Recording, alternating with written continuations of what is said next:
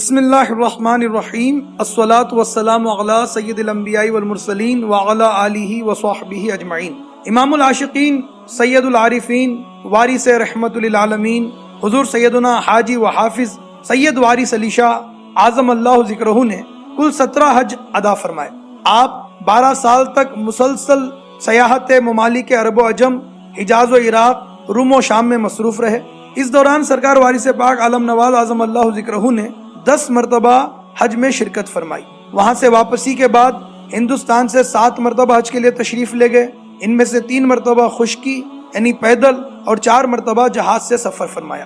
دوسری مرتبہ ادائیگی حج کے بعد سرکار وارث پاک عالم نواز اعظم اللہ ذکرہ ترکی کے قافلے کے ساتھ قسطنطنیہ تشریف لے گئے، جس کو آج ہم استنبول کے نام سے جانتے ہیں۔ اس سفر کے دوران عبداللہ حاجب نامی ایک ترک جو آپ کے بڑے معتقد ہو گئے تھے، انہی کے گھر میں سرکار وارث پاک عالم نواز اعظم اللہ ذکرہ جلوہ فرما ہوئے۔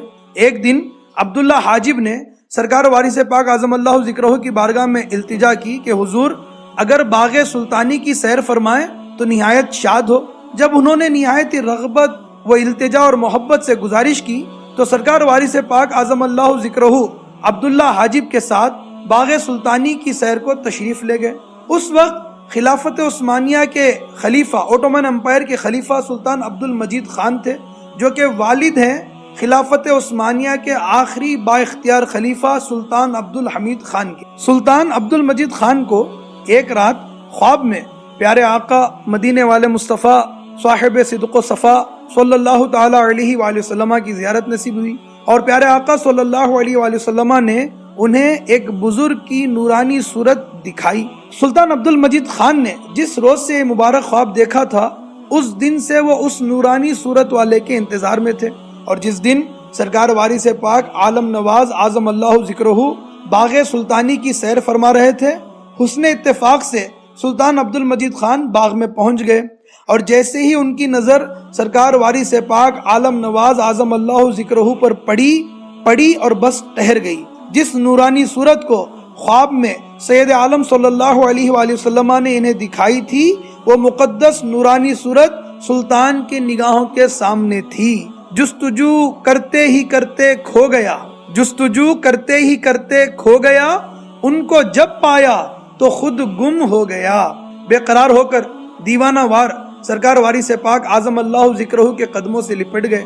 بے قرار دل کو قرار آ گیا، بے چینیاں ختم ہوئی۔ سرکار وارث پاک عالم نواز اعظم اللہ ذکرہ کی بارگاہ میں التجا کی، اور اپنے قصر سلطانی یعنی اپنے ساتھ محل لے گئے، اور اپنی ارادت مندی کا نہایتی ذوق و شوق سے باقاعدہ اقرار کیا، اور اپنے تمام آل و اولاد، اہل و عیال کے ساتھ سرکار عالم پناہ اعظم اللہ ذکرہ کے دستے حق پرست پر بیعت کی، اور وارثی ہونے کا اعزاز حاصل کیا۔ سرکار وارث پاک عالم نواز اعظم اللہ ذکرہ 7 دن 1 ہفتہ سلطان کے یہاں مہمان رہے۔ جب سلطان کی بیعت کا شورا ہوا تو اراکین سلطنت بھی غلامی میں داخل ہونے لگے، حلقہ بگوش ہونے لگے۔ استنبول میں ہر طرف ہر جگہ ذکر وارث کی محفلیں سجنے لگی، قلعے میں لوگوں کا ہجوم ہو گیا، ہر شخص جوش ارادت مندی میں بے خود نظر آتا تھا۔ سلطان اور اراکین سلطنت نے سرکار وارث پاک اعظم اللہ ذکرہ سے عرض کی، آقا لاکھوں مسلمان حضور کی غلامی کا شرف حاصل کرنے کے لیے بے چین ہیں۔ سرکار عالم پناہ عالم نواز وارث پاک اعظم اللہ ذکرہ نے اس موقع پر جو طریقہ بیعت تجویز فرمایا وہ بھی انوکھا اور نرالا تھا، جس کی مثال دنیا پیش کرنے سے قاصر ہے۔ سرکار وارث پاک اعظم اللہ ذکرہ نے ارشاد فرمایا، ایک رسہ کھڑکی سے لٹکا دیا جائے اور اعلان کر دیا جائے، جس نے رسہ پکڑ لیا وہ ہمارا مرید ہو گیا۔ اس حکم کا اعلان ہوتے ہی مجمع کا عجیب عالم ہو گیا۔ ہر شخص اس رسہ کشی میں حصہ لینے کے لیے اپنی تمام کوششیں صرف کر رہا تھا۔ لوگ مرید ہو کر تصدیق کے ساتھ گلے مل رہے تھے۔ 3-4 روز تک یہی سلسلہ رہا۔ لاکھوں مرید ہو چکے تھے، لاکھوں ہو رہے تھے، لوگوں پر وارفتگی کا عالم تھا۔ ہر شخص ایک دوسرے سے آگے بڑھ کر رسہ چھونے کی کوشش میں مصروف تھا۔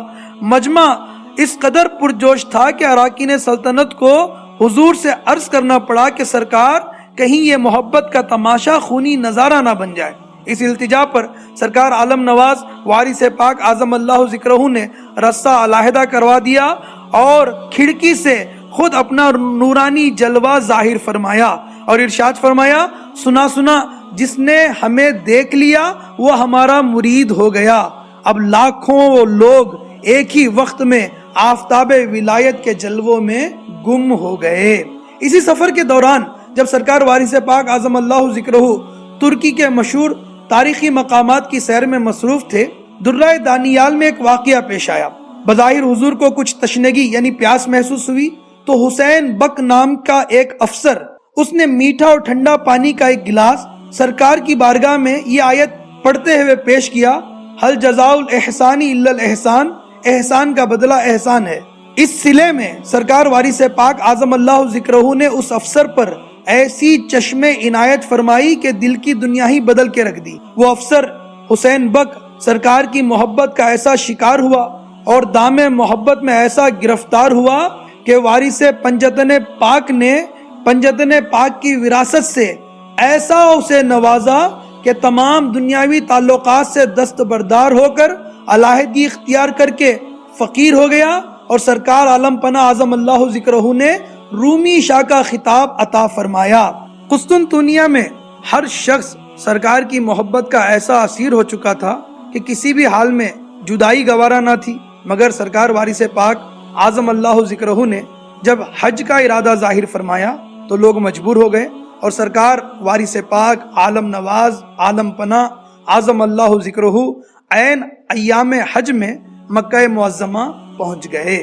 شم ایوان رسالت وارث، رونق بزم ولایت وارث، ہادی و خضر طریقت وارث، مشعل راہ حقیقت وارث، برقع چہرے سے اٹھا دو للہ، دیکھ لوں چاند سی صورت وارث، جان جاتی رہی بے دم کی مگر نہ گیا شوق زیارت